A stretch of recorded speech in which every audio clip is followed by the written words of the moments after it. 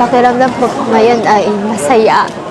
Kasi parang ito din yung way para makita ko ulit yung papa ko na nakakulong dito. So, masaya po ako na natulungan si Papa at saka po yung ibang mga preso. Unang pasalamat ko kay niabot mo ari sa DJMP sa warden nga gihatagan mig kanang libre ba nga para sa kuan sa mata namo kay lisod nimo madugay tan-aw mo di na klarong tawo.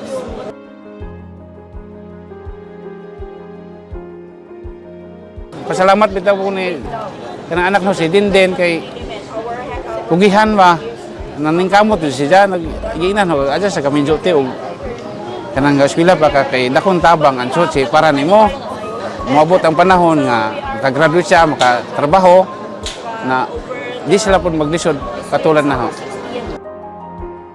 Malaking tulong sa akin yung Chuchi kasi sa pagbibigay ng allowance para sa pag-aaral, nabibili ko yung mga needs ko.